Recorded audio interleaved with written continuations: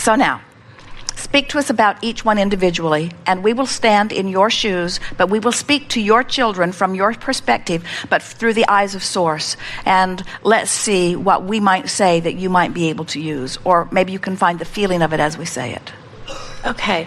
We'll start with the oldest, the 19-year-old. A couple weeks ago, he was so angry. Like, he would have been really happy if he could have ripped somebody's head off or killed himself, or, I mean, the anger was just overwhelming. He was so upset. In the middle of all of this, Esther received the new Serenity Prayer. And the final line of it said, "And please grant me the wisdom to hide the bodies of those who made me mad." Yeah. And the crazy part was so much of what he wanted, he got. But now he didn't want it anymore. It was almost like it came too fast, and now it's like, well, I didn't really want this job. I didn't really want to move out, but I hate that town more than where I live now. And it was all these different things. And if I was really myself around my friends, nobody would like me. And he went on how he doesn't like most people. And I didn't say much. I just listened. And, but it's hard, especially when he thinks sometimes it's just better to go back to pure positive energy. But he wouldn't because of me and maybe one other person in his life that he cares about. And so, which is probably because I'm his mom, I feel like crap once he's done. And then he feels better. And he tells me, 2 weeks have gone by, everything's much better now. And he considers this whole thing this game. Well, I get the game, he'll tell me. I get the game, but why can't I just have this right now? He thinks that instant manifestation will make it all better. And when I try to say, you just have to be happy with where you're at. The whole thing, which maybe is wrong on my part, is to not focus on what you don't have and how much you want it. We always talk about being stuck down here, and be happy with where things are at right now, and it will only get better. And it's true, when he feels good, everything goes better. But when he feels bad, it's so bad. It is so miserable. Well, that's hard really to be around it. Because it breaks my heart, not for any other reason. Well, it's a good thing to acknowledge that when he feels bad, he feels very, very bad, because that means when he feels bad, it's a true departure from who he really is. And if you could focus upon the fact that who he really is must be something very different from that, and that's the reason that feeling bad feels so bad, you can take some solace in that. Here's a really big piece that we want to give to you, and we think you can hear it easily. When you listen to your children or to anyone, you're very wise. We can feel that you get this. You're like your son. You get the game. You know that positive thoughts feel one way and negative thoughts feel another. And you've been exercising some measure of control, and you've noticed the correlation between your thoughts and what's happening. And you're like everybody. You're getting better and better at it, and you're better at it relative to some subjects than others. You're really doing quite well. But have you noticed, all of you, that when someone's complaining to you about something that's really going wrong in their life, their complaint is an asking. They're asking you for ideas or for solutions, in the same way that the contrast is causing them to ask the universe at large for improvement.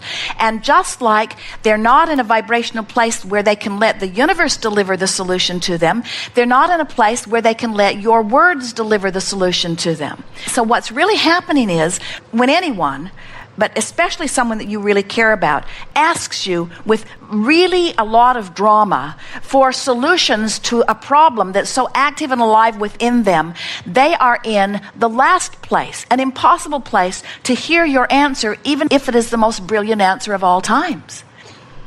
Don't try to teach with your words. Teach with the clarity of your example. Okay. Next child? Next child. The 14-year-old boy. All right, now, hear that attitude you gave me. Now I want to talk about my 14-year-old mess up. Yeah. No, he's great. They're all great. Well, we know that, but what was that feeling? Because what you just said, I could have that conversation with my 19-year-old. We talk well, and with my next one, it's hard to have kind of any conversation. But you see, And he doesn't ask. Now, before you go further, tell us Okay. about the next one. Oh, the next one's my daughter. Yes. She's 10. Yes, and? Well, she's a drama queen. She's so. And then the 8-year-old? And then the 8-year-old who is totally oblivious to anything going. All right, so do you see He's what really what you're happy. helping us explain? So the 8-year-old, still more tuned in, tapped in, turned on. Absolutely. Living happily ever after, doesn't give a rip what any of you think about anything. Oh. Then the 10-year-old, now girls are always more advanced in their self-destruction than boys. So they get there faster. Now you're talking about your 14-year-old, and what were your exact words? Well, I can't talk to him the same way. But what we're getting at is the longer they live, the more socialized they are, and the less connected with source they become. The thing that you're helping us to say in a really exact way is that when you get here, you're more tuned in, tapped in, turned on. And the longer that you bang around with others, the more you try to please them, the more you try to find ways of seeing life through their viewpoint, the more you try to morph what life means to them into what life means to you. And what we're wanting to suggest to you is that in the same way that your 14-year-old isn't really asking, that's the healthy state of being that we would like you to begin fixating on. In other words, we would like you to say about your 19-year-old what you're saying about the 14-year-old. It really doesn't do any good to have any long conversations because he's not really asking and doesn't really listen to what I say anyway. It sounds strange as someone who is counseling parents on parenting, but we're really saying to you, by over-parenting, you coax them away from their own guidance, which is never a good thing. By under-parenting, you elicit from them a self-surviving mechanism that will give them the opportunity to begin listening to what's coming forth from within. So your children are sort of teaching you through life experience what these words that we're giving, which don't teach, we're trying to help match up. We want you to understand that so many people think that they have to prepare their children to socialize in the world. But then what happens is all they do is call them away from the guidance from within, and then they're not happy even though they're going through the motions of life. Where the independence that we want you to encourage in them is independence from you and other humans who would seek to call them this way and that way, but an alignment with the source that comes forth from within them. So to the 14-year-old, you could say on a really regular basis, I'm glad you're not listening to me because I never wanted to be your source of information anyway, because you have something really good going on within you. To your 10-year-old, you could say, I'm glad that you're a drama queen because the life that you're living is causing you to ask for more early on, and I know that it will serve you well as you are moving through life. To your 19-year-old, you could say, I'm sorry that I worked so hard in answering questions that you weren't listening to the answers, because the answers were never meant to come through me. They are within you. In other words, you're saying the same thing to all of them in the vernacular that they can best hear. But more important than what you're saying to any of them is what we're wanting you to get from us as we are having this conversation. And we think life is teaching it to you, not these words. You've got no choice. They're not hearing you anyway. Nothing that you say is making any difference anyway. All you're doing is using them as your excuse to not be lined up with who you are. And do you know that someone who wants to be happy, like all of your children, but especially the 19-year-old, when he sees you listening to him and feeling worse and worse and worse, he feels worse and worse and worse because he is an uplifter at the very core of his being.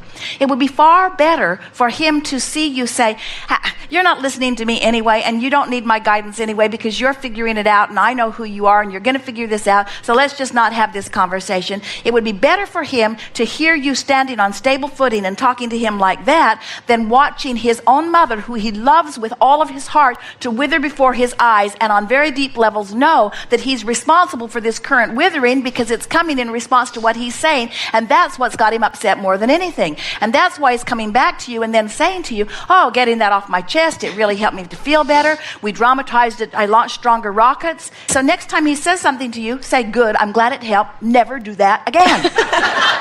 And then say, and even when you try, I'm in a different place now. Because I'm just going to fast forward to you coming out into the light like you always do, and I'm not going to go through the valley of death with you again. I'm not going to do it again. It's not necessary. It didn't help you. It didn't help me.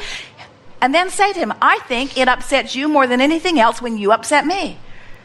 But I'm not going to hold you responsible for upsetting me, because it was never your job to live the perfect life so I could live happily ever after anyway. You're not born to serve me. You're born to serve you. I'm born to serve me. So I'm going to serve me and be the best example of serving me that I can be in front of you. And you serve you and be the best example that you can be in front of me to serve you. And together we'll be powerful co-creators, but you've got no problems that you can't solve, and I've got no problems that I can't solve. We're all backed up by source energy. We've all got no problems. What are we all scrambling around making problems out of life when there are no problems?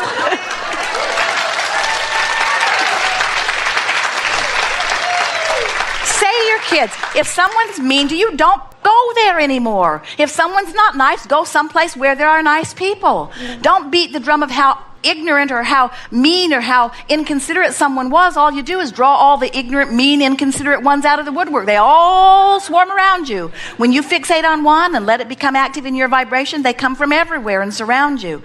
And pretty soon you start believing that no one is there to do a good job when they're all there wanting to do a good job. They just can't buck your current, you see. Yeah. Helpful? Is there one perfectly right way to live life? There's not one way of doing anything. You've all come forth in such incredible diversity to add to the balance of the whole. There are just two perspectives, two things that you want to think about relative to yourself or relative to anybody that you care about. There is alignment with who they are, and there is misalignment with who they are. Which am I practicing now, and which am I supporting or being an example of? Which am I encouraging? What am I adding to? With my husband, with my children's father, with my children, what is it that I am doing right now? Which of those two and only two choices am I amplifying? Am I amplifying alignment or misalignment? Am I amplifying allowing or resistance? Am I seeing through the eyes of source, or am I seeing through the eyes of being pinched off? Which am I doing right now? That's the only thing you got to ask yourself. And when you ask that question, and then you reach for the better feeling thought, and you ask that question and you reach for the better feeling thought, and you ask that question and you reach for the better feeling thought, before you know it, you're tuned in, tapped in, turned on. And everyone that interacts with you benefits from that, you see.